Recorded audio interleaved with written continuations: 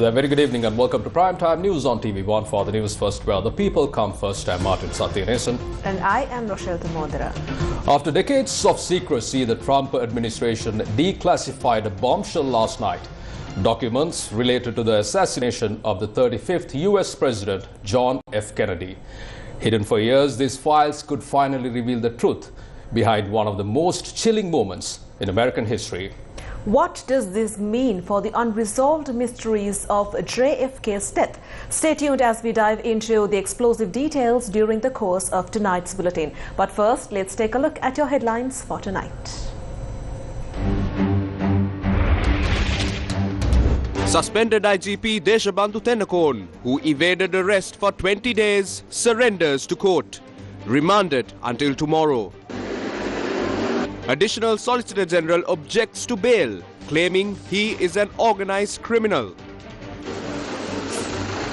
795 bottles of foreign liquor discovered from Deshabandhu's home. A pistol and 2 phones taken into CID custody. Mahinda Rajapaksa's fundamental rights petition against reduced security detail rejected by the Supreme Court. Plans underway to stage a massive strike after the Sinhala and Tamil New Year. Gotabaya's former private secretary informs Ranil. මේ සිංහල අවුරුද්ද වලින් පස්සේ දැවැන්ත වැඩවර්ජන ව්‍යාපාරයක් දියත් වෙන්න නියමිතයි. Speaker prohibits MP Archuna's statements from being published. Says his statements were detrimental to national harmony. Satosa to provide ration packs for the new year. කිලෝ 15යි 17යි අතර ප්‍රමාණයක බඩු මල්ලක් හම්බ වෙනවා. On to those stories in detail. Suspended Inspector General of Police Deshabandhu Thennakoon, who was ordered to be arrested on site, appeared before the Mathura Magistrates Court this morning and was subsequently remanded until tomorrow. Lawyers representing Thennakoon requested bail, but Additional Solicitor General Dilip Piris, representing the Attorney General, strongly opposed the request. Piris argued that Thennakoon is a notorious organized criminal, second only to figures like Markandure Madush and Harakata. Suspended Inspector General of Police Deshabandhu Thennakoon, who was ordered to be arrested on site, appeared before the Mathura Magistrates Court this morning at approximately 7:30 am, accompanied by a team of lawyers. According to a Newsfirst court reporter, President's counsel Shanika Ranasinghe and around 15 other lawyers represented Thennakoon in court.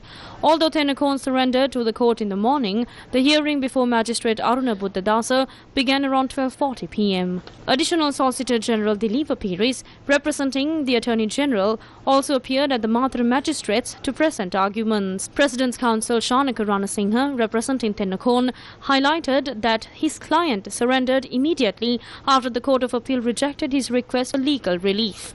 Excerpt from President's counsel Shanika Ranasinghe's statement. If bail is denied, there are only 2 reasons under the Bail Act: evading investigations and influencing witnesses. Although the Supreme Court suspended his duties as IGP, he conducted the Yuktiya operation, arresting many criminals. If he is remanded, he must be provided proper protection in prison.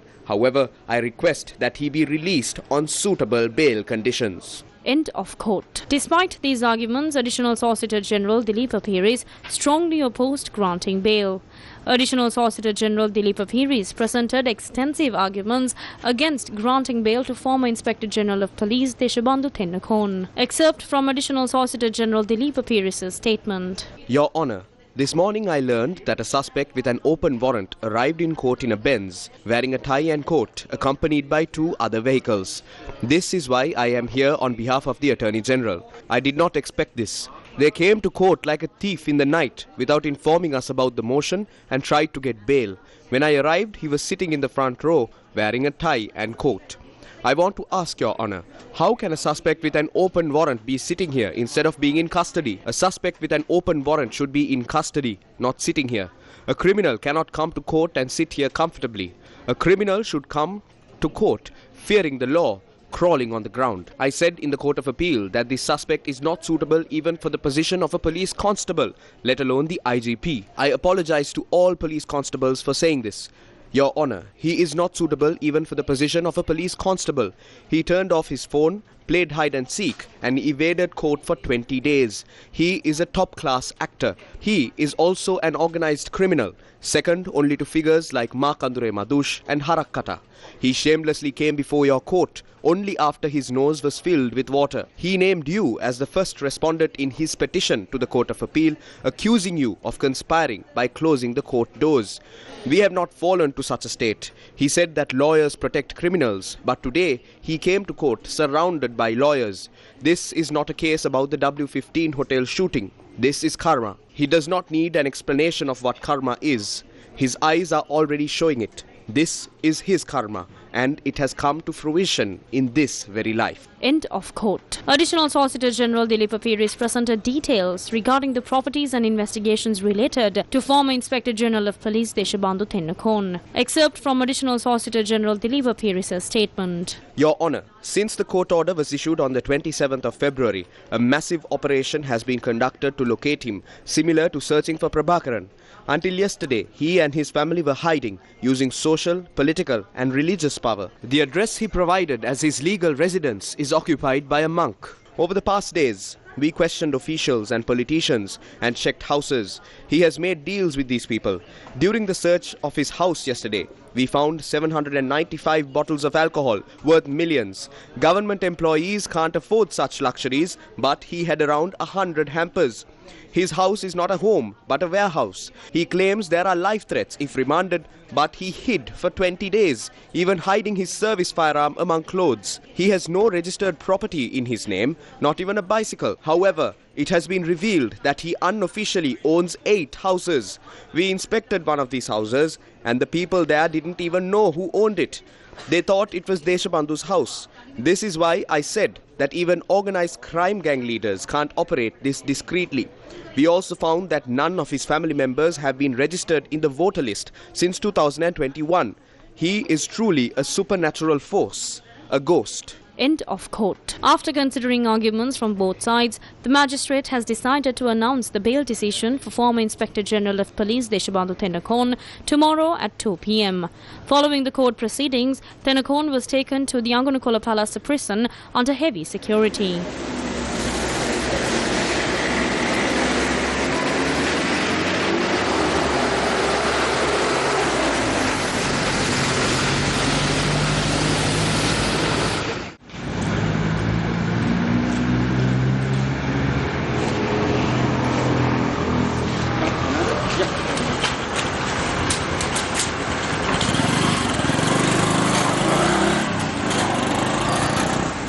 හෙට දින හවස 2ට ගරු මහේස්ත්‍රාතුමා විසින් නියෝගය ප්‍රකාශයට පත් කිරීමක් කරනවා. අපි බලමු හෙට නියෝගය. සෑහෙන නීතිඥවරු පිරිසක් එතුමන් වෙනුවෙන් සහ දෙපාර්ශ්ව වෙනුවෙන් පෙනී සිටීමක් කරන්න නීතිඥවරු. On the 31st of December 2023, officers from the Colombo Crimes Division were involved in a shooting incident at the W15 Hotel in Palana, Mathura. Subsequently, officers from the Valigama Police and the Special Task Force fired upon the CCD team. The incident resulted in the death of a CCD officer and injuries to another. Investigations revealed that the attack was allegedly orchestrated by Tennakon. Deshabandhu Tennakon's wife has filed a complaint with the Atharugiriya police this morning, alleging that the CID conducted a search of their house without a valid search warrant. According to the police, the complaint concerns the search carried out at the residence in Hokandara East yesterday evening, during which over 1,000 bottles of liquor were discovered. In Parliament today, the Minister of Public Security clarified that in addition to the liquor, 2 mobile phones were also seized by the CID during the search. During the inspection of the house, they discovered 795 bottles of foreign liquor and 214 bottles of wine, totaling 1,009 bottles. Additionally, the police seized a pistol believed to be Tennakon's firearm and 2 Apple phones. We anticipate extracting a significant amount of information from these mobile devices. Submissions regarding these discoveries will be presented to the court. Today, the Supreme Court dismissed the fundamental rights petition filed by former President Mahinda Rajapaksa, in which he claimed that his fundamental rights were violated due to the reduction in security.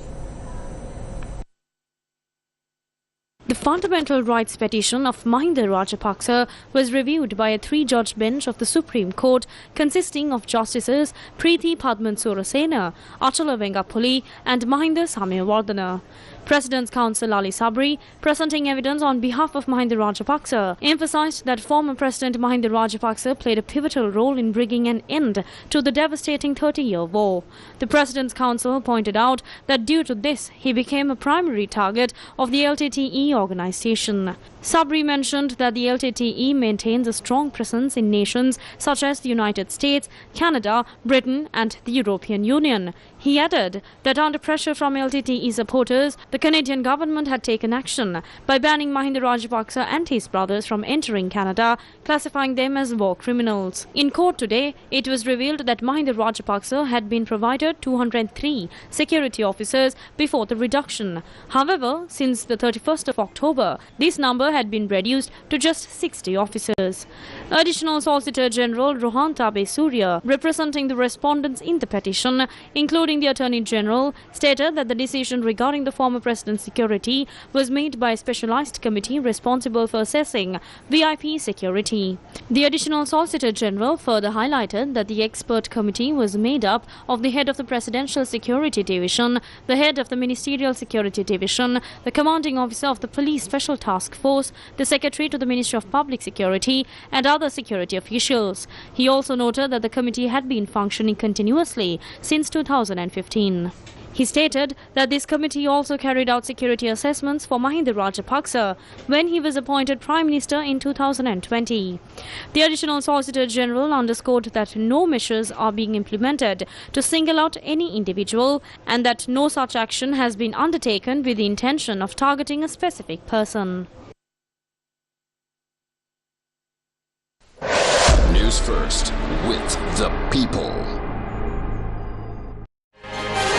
News First. Main sponsor.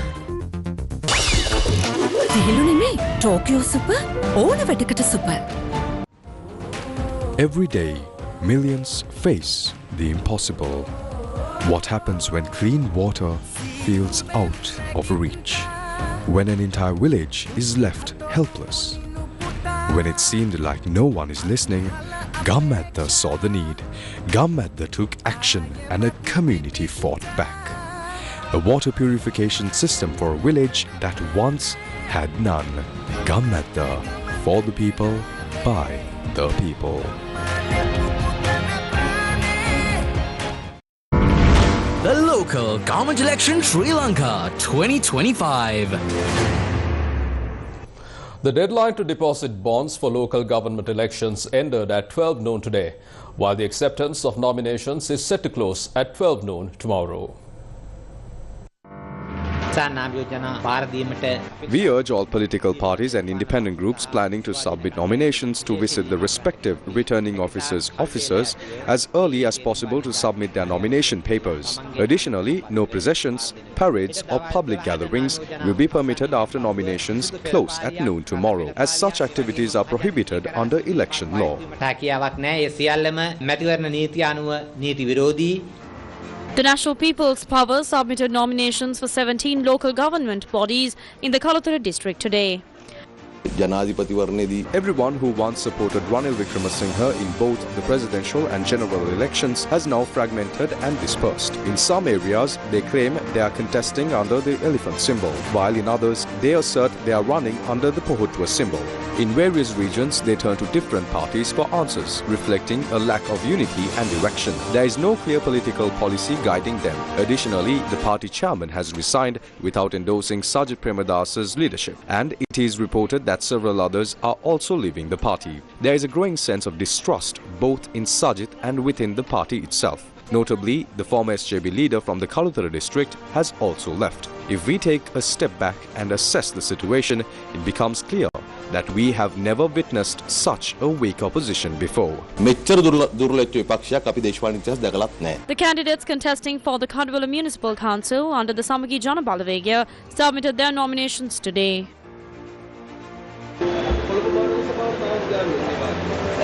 අපිට මුලින් ආරංචි ආවේ නම් ඉරාන් මැතිතුමා කියලා එතුමා දැන් අකමැත්ත ප්‍රකාශ කරලා තියෙනවා. දැන් නම් කවුද කියලා අපි දන්නෙත් නැහැ ඇත්තටම. PP එකෙන් දාපු අපේක්ෂිකාවට බය වෙලාද සමගිය දැන් ආයේ මේ වෙනස් ඉරාන් මැතිතුමා බෑ කිව්වේ කොහොමද?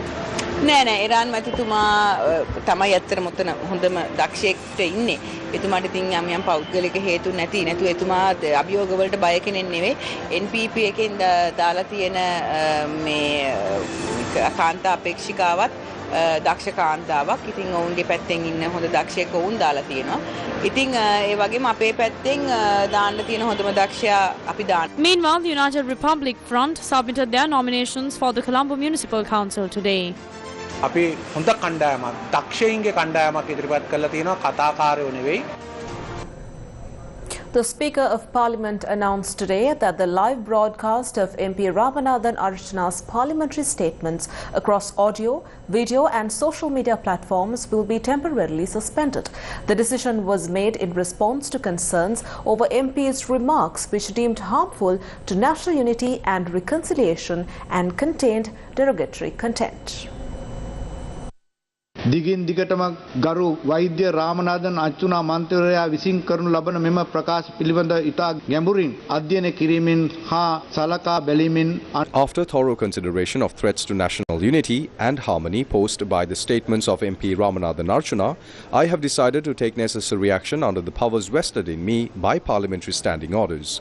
Accordingly, I have ordered the suspension of the live broadcast of any statement made by MP Ramanathan Archuna in Parliament on the 20th, 21st of March, 8th, 9th, 10th April, 6th, 7th and 8th May 2025 across audio, visual and social media platforms. Furthermore, any statements made by the MP that are deemed offensive, inappropriate or derogatory will be removed from the Hansard records. I will continue to keep this House informed of any further developments regarding this matter. කරන ලෙස මම නියෝග කරමි. තවද අවස්ථානුකූලව මන්ත්‍රීවරයා විසින් සිදු කරනු ලබන එවැනි අවමන් සහගත අශෝභන සහ පහත් පෙළේ වචන යොදා ගනිමින් කරනු ලබන ප්‍රකාශ සියල්ල හැන්සාඩ් වාර්තා වලින් ඉවත් කිරීමට පියවර ගනු ලබන බවත් වැඩිදුරටත් මෙම සභාවට දැනුම් දීමට කැමැත්තෙමි.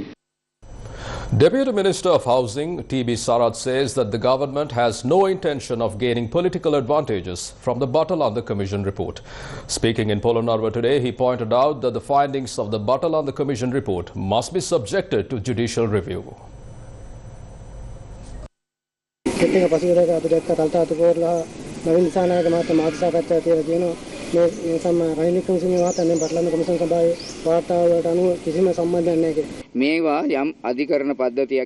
The findings of the Batalanda Commission report should be examined within the judicial system by a court of law. If it is to undergo legal scrutiny, then we will see if Ranil Wickremesinghe is guilty or not. It is something that must be entrusted to the law. The Batalanda Commission report was not brought forward for political gain. This issue has arisen both internationally and domestically. As soon as our government came into power, we were focused on finding solutions to the existing economic problems. We have been prioritizing on addressing economic issues during these last 4 months. We did have the intention to bring the Batalanda Commission report forward, and we brought it forward at the right time. I would like to reiterate that the Batalanda Commission report was not brought forward for political advantage. However, a significant part of the population is demanding justice, and it is essential that we deliver justice to the people of Sri Lanka.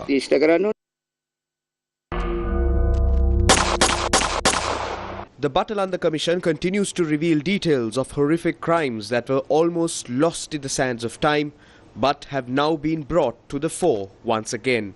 Activities of the Batalanda torture camp from 1988 to 1990 were once again brought to the notice of the public when former President Ranil Wickremesinghe was questioned about his role in it during the head-to-head program on Al Jazeera.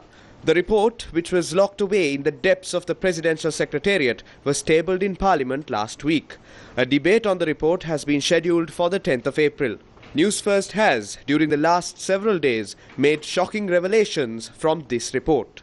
Today, we bring you yet another horrific incident. Reginald Sylvester Vincent Fernando, alias Reggie, was a powerful witness who was noted by the Batalanda Commission. Reggie was a person who had first-hand eyewitness knowledge of the events that took place within the torture chambers of Batalanda and he was a close confidant of those who were in charge of Batalanda. He had provided confidential testimony before the commission. Excerpt from the Batalanda Commission report. It is clear that the evidence of this witness has a direct bearing on the legal rights and political status of current leader of the opposition Ranil Wickremesinghe. Many sensitive details have also been included in his testimony. Vincent Fernando alias Reggie passed away under mysterious circumstances a few days before he was due to present further evidence to the commission. However, the limited details provided by Reggie in his confidential testimony was included in the commission report.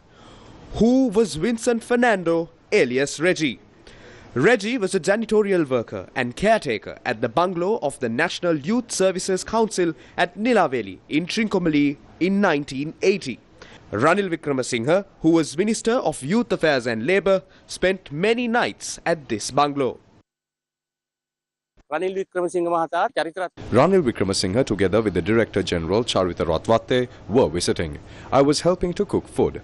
While it was being prepared, Ranil Wickremesinghe asked for 2 raw capsicums. I did as he requested and presented them on a plate. String hopper biryani was prepared as the meal. While dining, Vincent was asked if he would like to work at their circuit bungalow. He nodded in agreement. Around 15 days later, he received a letter directing him to report to Batalanda, so he left.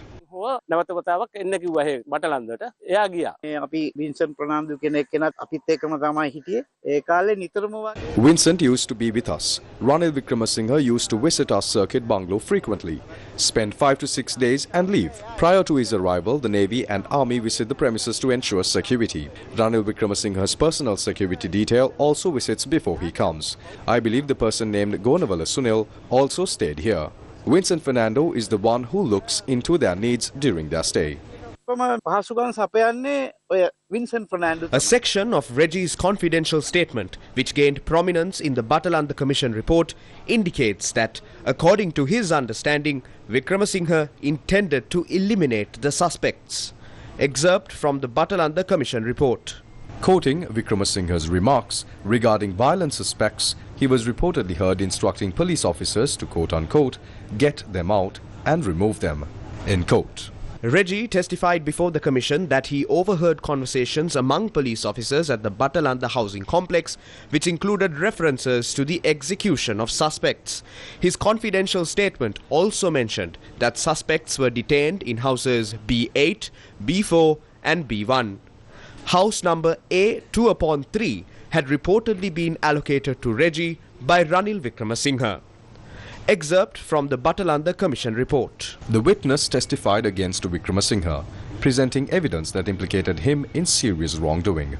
However, the legal representatives appearing for Wickremesinghe decided not to cross-examine the witness. The commission sought clarification on why this decision was made. It was reported to the commission that the witness had passed away a few days before summons were issued to Ranil Wickremesinghe. At the time of his death, he was 36 years old. The commission did not investigate the circumstances of his death to determine the cause, as it did not have the necessary authority to do so, end quote. When investigators of the Batalanda Commission met Vincent Fernando, he explained the entire story. His testimony was recorded in the presence of former DIG Punya De Silva. That testimony remains with the police intelligence. His entire testimony is available at the Batalanda Commission. He revealed all the crimes that happened. The punishment he received for the revelation was Vincent Fernando, who was 36 years old, suddenly passing away 3 days prior to Ranil Wickremesinghe receiving summons to testify before the commission. Will the Batalanda Commission report be limited to a mere parliamentary debate? Or will the law be enacted against the unspeakable crimes committed during that period? Sugeshwara Bandara, the former private secretary to Gotabaya Rajapaksa, says that large-scale strikes will be initiated following the Sinhala and Tamil New Year. He made this remark following a discussion with Ranil Wickremesinghe last night. There is a serious allegation within the health sector that the government promised salary increases but has failed to deliver them. Whether public sector salaries will be increased or not will become clear after the new year. As a result, a large strike movement is planned across various sectors, including health, education and postal services, following the Sinhalese and Tamil New Year. Anuru Kumaradisanayake will have to find places to hide then. Former President Maithripala Sirisena was also present to meet Ranil Wickremesinghe at his office in Flower Road, Colombo. Former Speaker Mahindiyava Abeyewardena, along with former MPs Udaya Manpila, Rajitha Senaratne and Premnath Dolewatha were among those in attendance.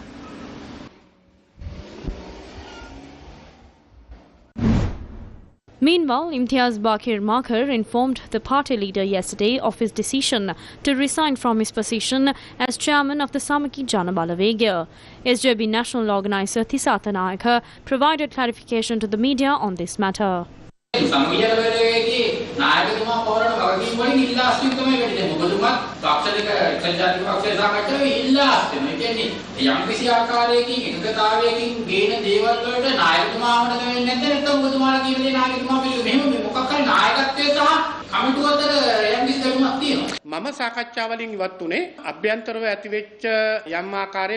I withdrew from the discussion due to an internal conflict. Such conflicts exist, but we do not wish to turn them into party disputes. Some among us also believe that they are the ones who do the real work.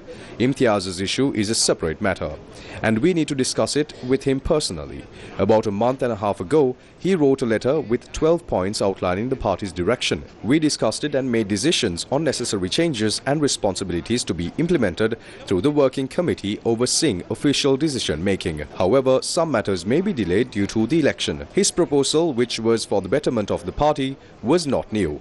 It simply emphasized the proper implementation of the party's constitution. The party leader spoke with the General Secretary and me yesterday, personally informing me that even if Imtiaz submits his resignation letter, it will not be accepted. I did not make this public since it was not an official statement. A final decision will be made after discussions with the management committee.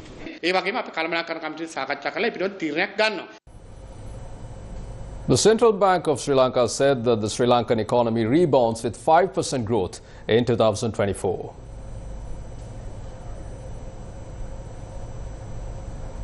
Sri Lanka's economy grew by 5% in 2024 compared to the 2.3% contraction in 2023. According to the National Accounts estimates for 2024, all three major economic activities positively contributed to this growth. According to the Central Bank, GDP growth in the fourth quarter of 2024 was 5.4% compared to 4.3% in the same period for 2023. In 2024, the country's industrial sector saw a growth of 11% compared to a negative 9.2% in 2023. The debate on expenditure heads of the Ministry of Trade, Commerce and Food Security and Cooperative Development took place in Parliament today. During the debate, discussions were held on the provision of essential ration packages for low-income earners in the future.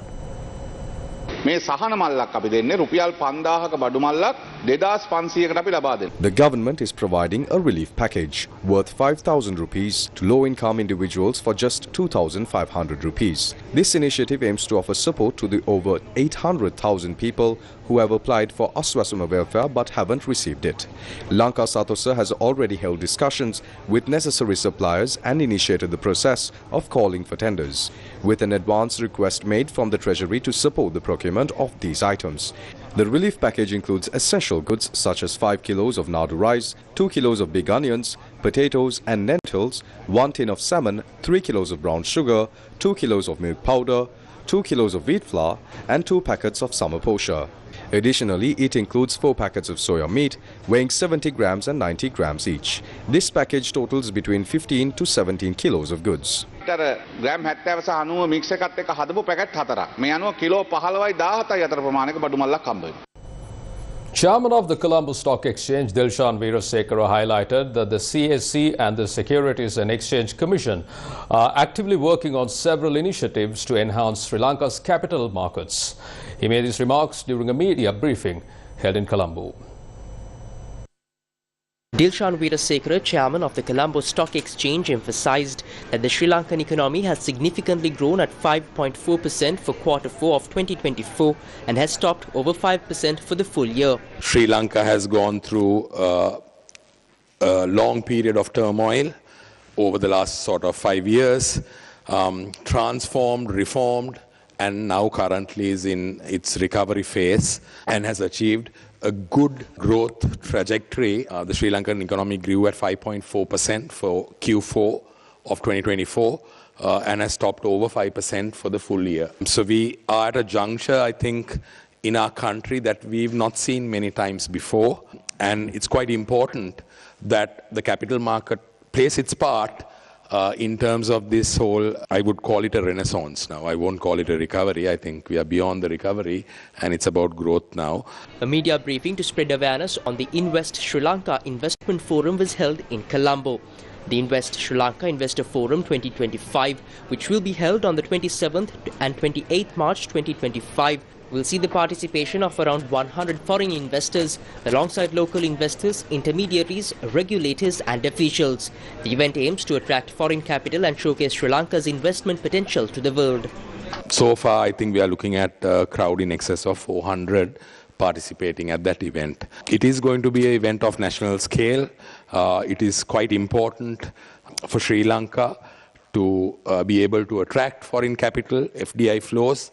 And the Colombo Stock Exchange believes that the CSC can actually be the catalyst for that and having the event. So we've got government representation coming from the governor of the central bank, who would deliver the keynote address. We would have the SEC chairman present giving opening remarks.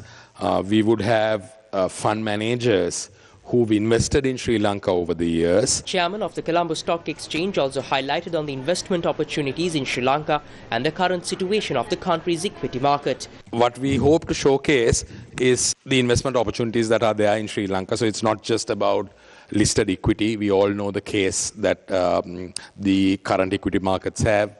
We are the lowest valued market in this region. I think we are still at about 8.5 times price earnings ratio. If you compare that to even the closest, I think, in the region is probably Bangladesh. I was there just a week ago, and I can tell you, even through the turmoil that that country is going, their market is trading at a 12 times PE. So it shows the potential that we as a market, we as a country have. And that's something that we really want to capitalize. It was also revealed at the media briefing that the Colombo Stock Exchange will be introducing XBRL, an automated financial reporting system to standardize financial statements, making data analysis and valuations easier for investors. One thing that we are trying to bring in is XBRL. That's a reporting system that would automate companies to report their financial statements. You know, listed companies have to report their financials on a quarterly basis. And we are trying to sort of standardize that to international standards and have that automated system where that would become more efficient and hopefully help the companies do the reporting, but more importantly help the investors to be able to have financials in one format in conformity to anyone else, that you can analyze data, do valuations, etc. At a much easier sort of way. We are also looking at our depository. It's currently 100% owned subsidiary, and we are looking at expanding it beyond just a depository that deals in the securities, both equity as well as debt. The Invest Sri Lanka Investment Forum 2025 will provide a series of sessions offering in-depth insights into Sri Lanka's capital markets, economic outlook, investment opportunities, including access to engage with Sri Lanka's top corporates.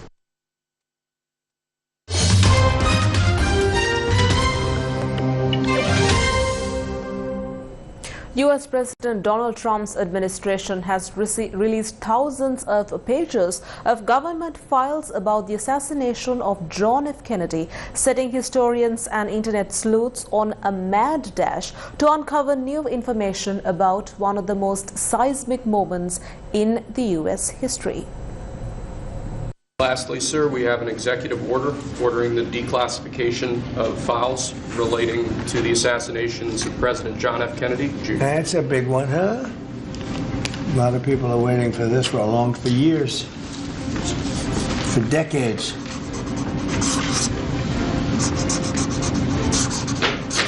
And everything will be revealed. The new trove of top-secret files released on the 1963 assassination of John F. Kennedy left experts trawling for new clues and Donald Trump's own staff scrambling. The release early yesterday evening included 2,182 PDF documents totaling 63,400 pages on the National Archives website, more than 60 years after the president was shot and killed in Dallas. It included typewritten reports and handwritten notes spanning decades, including details of a top CIA agent who claimed the deep state was responsible, Lee Harvey Oswald, being a poor shot, and that Secret Service had been warned Kennedy would be killed in August, 3 months before the murder. The rollout of the files stunned Trump's national security team, who spent 24 hours racing to assess security hazards ahead of publication. When the files were released at around 7 p.m., it sparked widespread backlash from liberals claiming it was just a repeat of a similar drop by Joe Biden years ago, to MAGA fans angered that the pages still contained redactions and left questions, leading experts to describe the files as impenetrable. Experts have warned as they sift through the information that they do not expect the release to overturn the long understanding of what happened or earth-shattering reveals. The document batch did not include annotations, what agency documents originated from, how they were linked together, or whether they were found more credible than others to the investigation. Its publication represents the fulfillment of a campaign promise from Trump, who had threatened to get the files out dating back to his first term in office. Still, those digging through the thousands of pages have uncovered some intriguing details. One document was a memo released on a passage from the left-wing political magazine Ramparts from June 1967 about intelligence agent, CIA informant and former U.S. Army Captain John Garrett Underhill Jr. The passage starts, quote unquote, "The day after the assassination, Gary Underhill left Washington in a hurry. Late in the evening, he showed up at the home of a friend in New Jersey. He was very agitated." The passage continued, quote unquote, "A small clique within the CIA was responsible for the assassination, he confided, and was afraid for his life and probably would have to leave the country. Less than 6 months later, Underhill was found shot to death in his Washington apartment. The coroner ruled it a suicide." It noted that he was on intimate terms with a number of high-ranking CIA officials. The passage was shared numerous times by conservatives on social media yesterday night, but others dismissed it, pointed out the magazine passage had been publicly available and discussed for decades. Another document making the rounds in MAGA world yesterday night after the release focused on Kennedy's assassin, Lee Harvey Oswald. One line in the document stated that KGB watched Oswald closely while he was in the USSR, but files indicated that Oswald was a poor shot when he tried target filing in the USSR. While Trump's team was working on getting the records out since the president returned to the White House in January, those plans were put into overdrive on Monday. The president said during a media event at the Kennedy Center that the files were all going to be released yesterday. National security analysts were scrambling to make sure there were no hazards in what they were about to publish with a supercharged deadline. Stuck in space, no more. NASA astronauts Butch Wilmore and Sunita Williams returned to Earth on yesterday, hitching a different ride home to close out a saga that began with a bungled test flight more than 9 months ago. The SpaceX capsule that was deployed to bring the astronauts back to Earth parachuted into the Gulf of Mexico in the early evening, just hours after departing the International Space Station. Splashdown occurred off the coast of Tallahassee in the Florida Panhandle, bringing their unplanned odyssey to an end. Within an hour, the astronauts were out of their capsule, waving and smiling at the cameras while being hustled away in reclining stretchers for routine medical checks.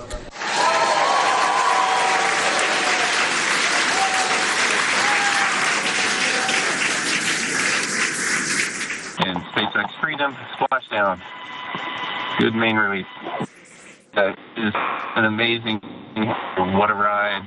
I see a capsule full of grins here. Sanita Williams and Butch Wilmore launched to space last June on a rocky test flight of Boeing's Starliner spacecraft. NASA officials later decided it was too risky to return them on the same vehicle. They carried an array of experiments on board the orbiting lab and conducted spacewalks, with Sanita breaking the record for the woman who spent the most hours outside of the space station. Now, the astronauts have arrived home. They will soon be taken to the Johnson Space Center in Houston, Texas, where they will be checked over by medical experts. SpaceX CEO Elon Musk was among the space and political officials who congratulated his company and NASA for bringing Crew 9 back from the International Space Station today. Musk thanked the teams on X for another safe astronaut return and President Donald Trump for prioritizing this mission.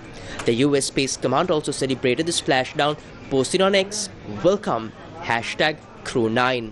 Their return to the Earth brings to an end a mission that was supposed to last for just 8 days. It was dramatically extended after the spacecraft Butch and Sanita had used to travel to the International Space Station suffered technical problems. US President Donald Trump and Russian President Vladimir Putin discussed the Ukraine war yesterday in a phone call which Washington hoped would convince Moscow to accept a US proposed 30-day ceasefire and move towards a permanent peace deal. However, Russian President Vladimir Putin has agreed to halt attacks on energy infrastructure targets in Ukraine for 30 days during the phone call. According to a statement released by the Kremlin following a lengthy phone call between the two leaders yesterday, Russian President Vladimir Putin has ordered the Russian military to stop strikes against energy facilities in Ukraine. However, he stopped short of accepting a broader US-backed 30-day ceasefire proposal that Ukraine has said it is ready to implement. Russia's leader raised concerns that such a truce could be used by Ukraine to mobilize more soldiers and rearm during a pause in the country's 3-year war. Putin also indicated to Trump that the condition for preventing the escalation of the conflict and working towards its resolution through political and diplomatic means should be the complete cessation of foreign military aid and the provision of intelligence information to Kiev. In a statement, the White House said the leaders agreed that talks on a potential maritime truce as well as a broader ceasefire would begin immediately in the Middle East. Trump wrote on his Truth Social platform that the conversation with Putin was, quote-unquote, a very good and productive one. Ukrainian President Volodymyr Zelensky said at first that he was open to supporting the US proposal and halting attacks on Russian energy infrastructure, but he warned that Moscow was attempting to delay the negotiations for a ceasefire and weaken Kiev. Later yesterday, Zelensky pointed to continued Russian drone attacks, including on the Ukrainian capital of Kiev, as proof that Putin had no intention of seeking peace. Attacks on energy targets have been a constant feature of Russia's full-scale invasion of Ukraine, with Moscow's strikes on critical energy infrastructure regularly forcing power cuts across the country, affecting everything from heating and water distribution to sewage and public health. The official media briefing for the BE Sri Lankan Basketball Camp 2025 was held in Colombo yesterday. A training camp hosted by the BE Sri Lankan Basketball Academy will be held from the 19th of March till the 22nd of March. Our basketball camp, the main goal is to develop basketball in Sri Lanka and help our coaches and players to shine their knowledge, shine their skills. Also, through this program, I'm expecting our players and coaches to create opportunities in USA Basketball, Coaches Academy, Coaches Camp, player camp as well. I coached our junior national team for 10 years. Very honored to be the coach of a junior national team, and we did very, very well. We won 10 gold medals during that period of time. So now I transition into overseeing our junior national team. I'm here to give some of that information to players and coaches here in Sri Lanka. I've been playing professional basketball since 2009. I'm pushing to the end and getting more into coaching. And this is my third time in Sri Lanka, and every time it's been great. The camp will set new standards for basketball training in the region. From that, we bring to a close this edition of Primetime News on TV1. Thank you for watching. Good night.